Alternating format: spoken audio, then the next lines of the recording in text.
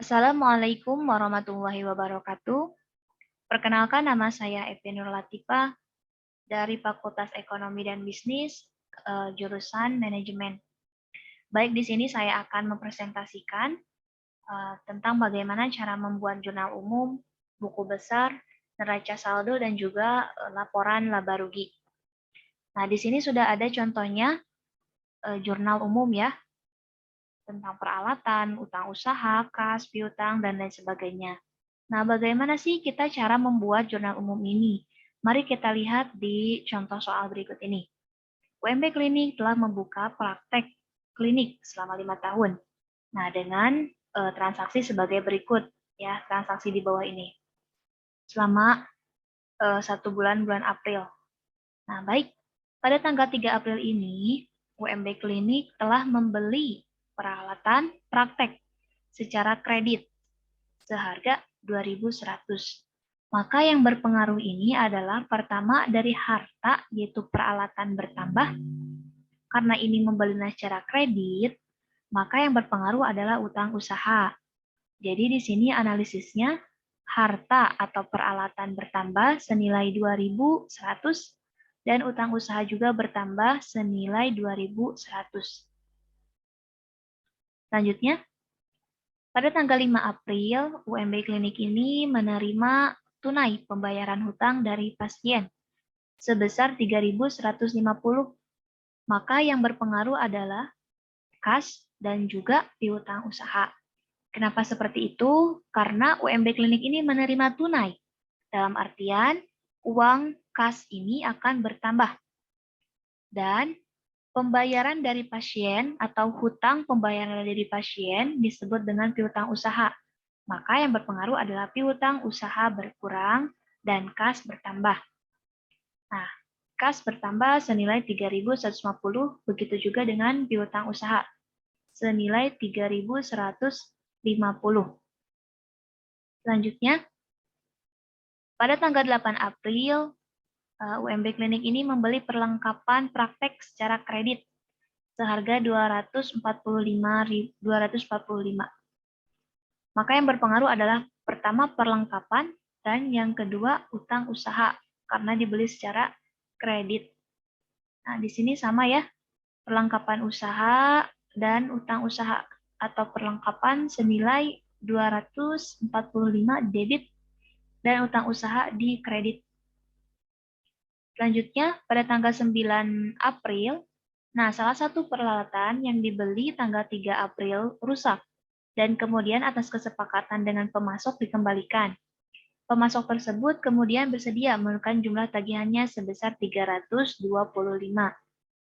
Maka yang berpengaruh adalah pertama utang usaha berkurang, pertama utang usaha dan juga peralatan. Jadi yang berpengaruh adalah utang usaha dan peralatan. Utang usaha didebit senilai 325 dan peralatan dikredit senilai 325 sama ya. Selanjutnya, contoh soal yang kelima. Pada tanggal 12 April, UMB Klinik ini membayar hutang pada kreditor senilai 1.250. Maka yang berpengaruh adalah kas berkurang dan hutang berkurang. Nah, analisisnya kas berkurang, hutang berkurang.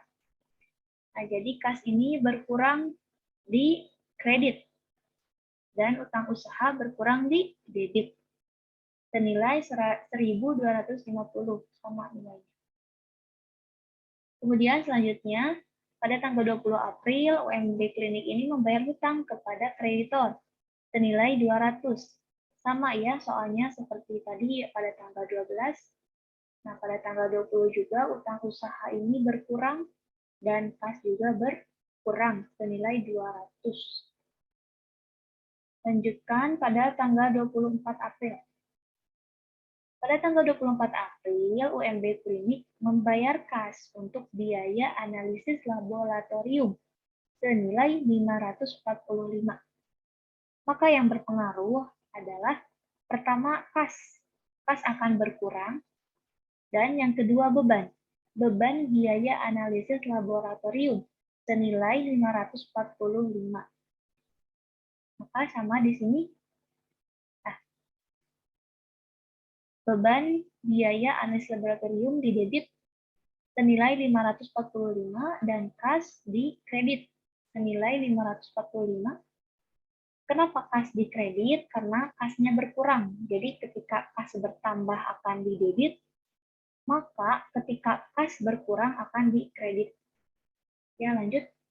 Pada tanggal 27, penarikan oleh pemilik untuk keperluan pribadi senilai 1.250. Maka yang berpengaruh adalah pertama, kas tentunya, dan yang kedua adalah pride atau untuk keperluan pribadi senilai 1.250. Maka analisisnya di sini, pride berada di debit senilai 1.250, begitu juga dengan kas. Karena tadi juga kan kas ketika berkurang akan dikredit. Maka di sini kas tepatnya dikredit karena berkurang diambil oleh keperluan pribadi. Ya. Lanjut pada tanggal 28 April. Nah, pada tanggal 28 April menerima kas atas jasa yang diberikan kepada pasien senilai 1.720. Maka yang berpengaruh adalah pertama kas dan yang kedua pendapatan jasa. Karena kas ini diterima setelah memberikan pelayanan kepada pasien berupa jasa senilai 1.720. Maka di sininya adalah pertama kas di debit. Nah, ingat ketika kas bertambah maka tepatnya adalah di debit. Namun ketika kas berkurang maka harus di kredit. Nah, jasa ini di kredit senilai 1.720. Oke, dilanjutkan. Tanggal 29. Tanggal 29 April ini, UMB Klinik membayar gaji resepsionis dan perawat senilai 1.725. Maka yang berpengaruh adalah pertama, kas berkurang, dan yang kedua, beban gaji. Karena harus membayar gaji ya, gaji resepsionis dan perawat senilai 1.720. Tadi sini juga sama, nah, beban gaji ada di debit dan kas di kredit karena kas berkurang, berarti harus di kredit senilai 1.725. Lanjutkan untuk yang ke-29 April, pada tanggal 29 April UMB Klinik membayar beban utilitas senilai 360 dan yang berpengaruh adalah kas juga beban utilitas. Ini sama, beban utilitas di debit dan kas karena kas berkurang jadi di kredit senilai 360. Selanjutnya pada tanggal 30 April. Pada tanggal 30 April ini UMB Klinik membayar sewa bulan April senilai 800. Maka yang berpengaruh adalah kas dan juga beban sewa. Ini kas ya, kas dan beban sewa.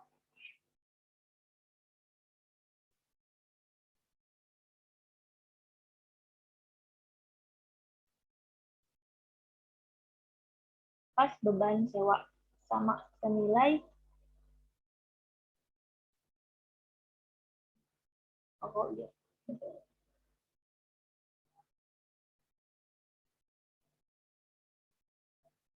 beban sewa senilai 800 dan kas senilai 800 di kredit.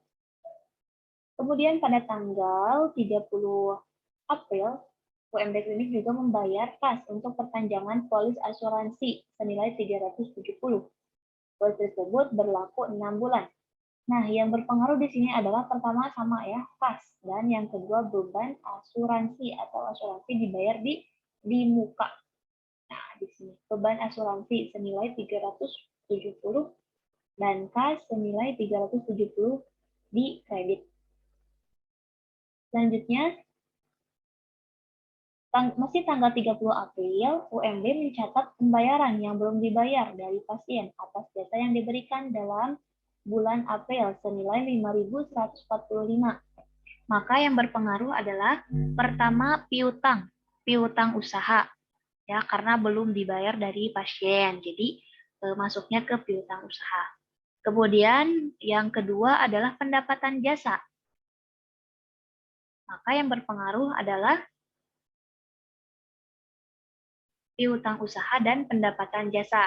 Nah, piutang usaha bertambah di debit senilai 5.145 dan pendapatan jasa di kredit senilai 5.145. Kemudian soal yang terakhir, masih pada tanggal 30 April, UMB Klinik membayar beban rupa-rupa senilai 132. Maka yang berpengaruh adalah pertama kas, yang kedua beban rupa-rupa. Nah ini, beban rupa-rupa bertambah di debit senilai 132 dan kas berkurang, maka harus dikredit senilai 132.000.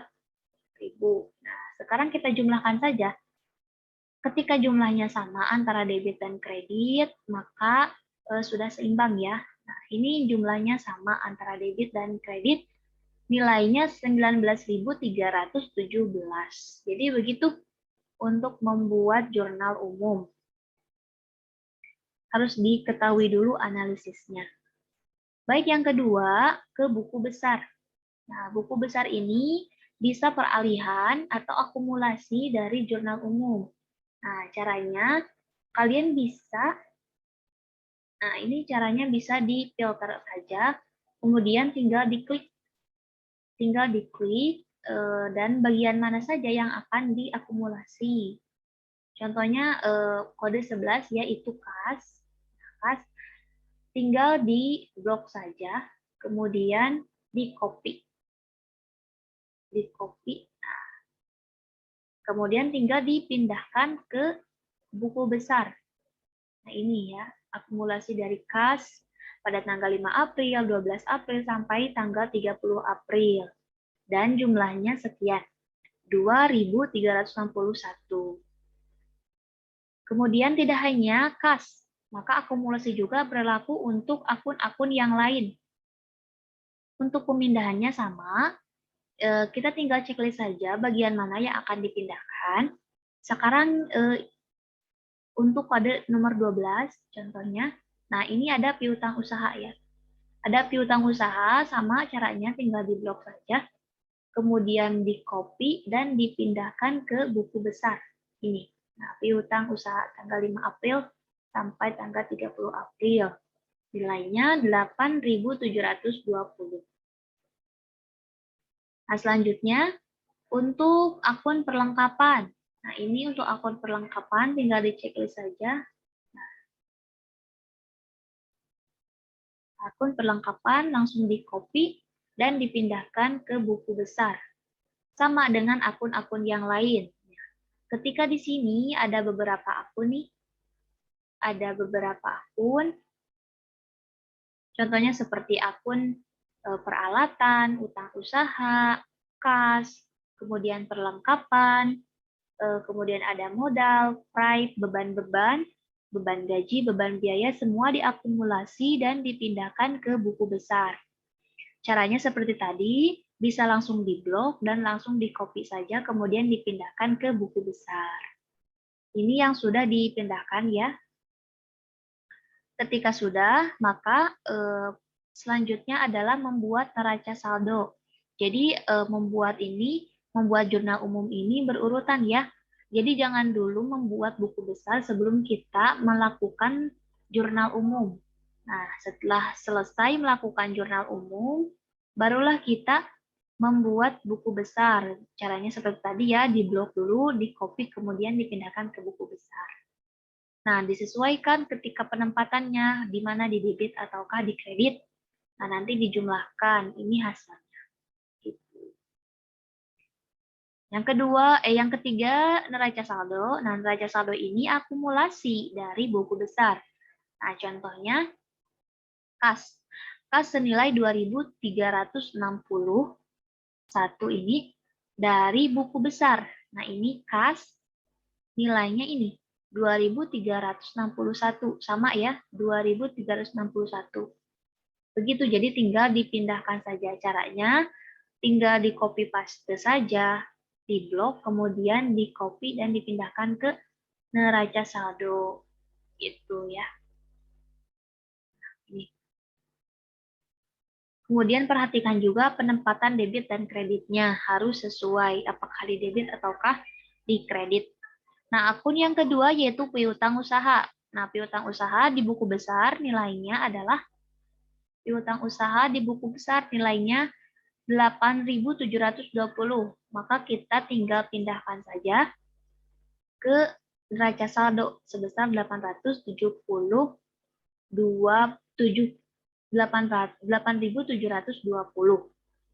Begitu juga dengan akun-akun yang lain. Nah, bisa dilihat dari buku besar ini nilainya, yang terakhir ini nilainya ya, tinggal dipindah-pindahkan saja.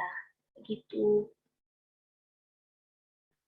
Ini harus sampai ke akun paling bawah yaitu beban rupa-rupa. Nah, senilai 132. Nah, di sini juga sama, beban rupa-rupa senilai 132. Nah, setelah selesai, kemudian dijumlahkan seluruh debit dan juga seluruh kredit. Nah, ketika jumlah debit dan kredit ini sama atau seimbang, maka perhitungannya itu benar. Nah, contohnya seperti ini, nilainya sudah sama ya, 38.783. Debit juga nilainya sama, 38.783. Jadi ketika tidak sama, maka harus ada yang dikoreksi lagi. Dan nilainya harus seimbang, harus sama antara debit dan kredit. Begitu caranya. Cukup mudah ya teman-teman. Kemudian untuk yang terakhir yaitu laporan laba rugi dan juga laporan perubahan modal per 30 April. Nah, di contoh soal yang ini ada instruksinya. Nah, ini instruksinya, buatlah jurnal atas transaksi, sudah dibuat. Lakukan posting jurnal ke buku besar juga sudah dibuat. Dan neraca saldo sudah dibuat, kemudian tinggal laporan laba rugi dan laporan perubahan modal dan neraca per 30 April, yaitu yang ini. Nah, ini laporan laba rugi dan juga laporan perubahan modal. Nah, cara membuatnya, pertama, pendapatan kita akumulasikan dulu. Nah, karena di sini pendapatan hanya satu, yaitu pendapatan jasa saja, maka kita tinggal tulis saja ya, pendapatan jasa senilai 6865. Nah, di sini ditulis saja 6865.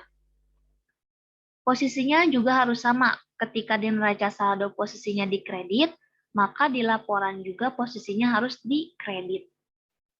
Kemudian selanjutnya kita akumulasi ke beban-beban.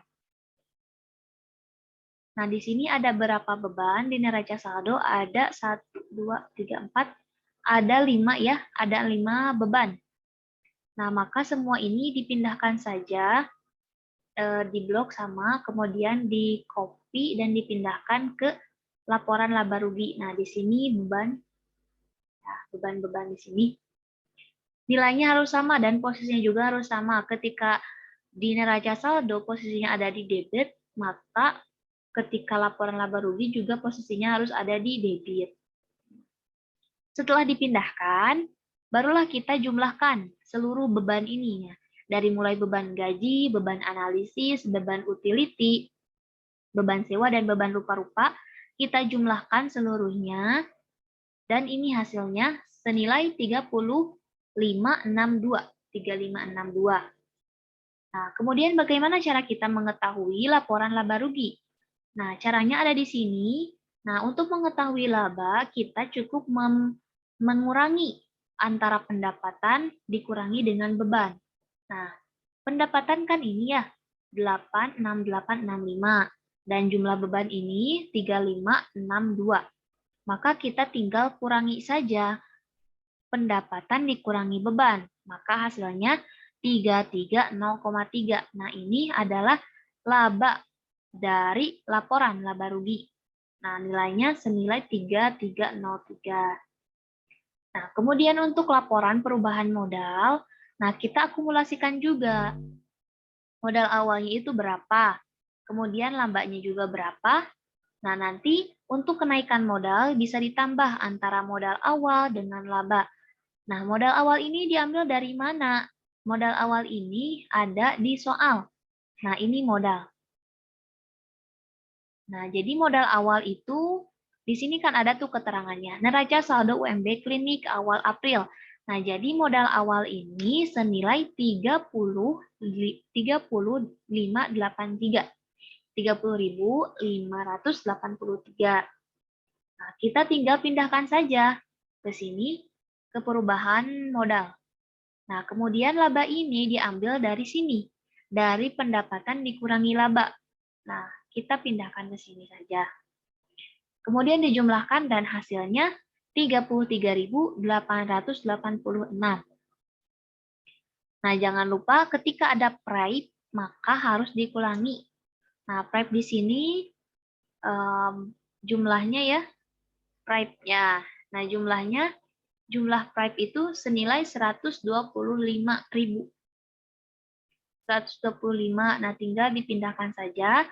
Nah, kemudian kenaikan modal ini dikurangi dengan price, maka hasilnya 32.636. Begitu teman-teman. Mungkin cukupan sekian dari saya. Apabila ada yang kurang mengerti, boleh ditanyakan langsung ya. Nah, ini contoh jurnal umum seperti ini. Nah, contoh buku besar ini, neraca saldo, dan juga langsung ke laporan perubahan laba rugi dan juga perubahan modal per 30 April. Cukupan sekian dari saya. Terima kasih atas perhatiannya. Wassalamualaikum warahmatullahi wabarakatuh.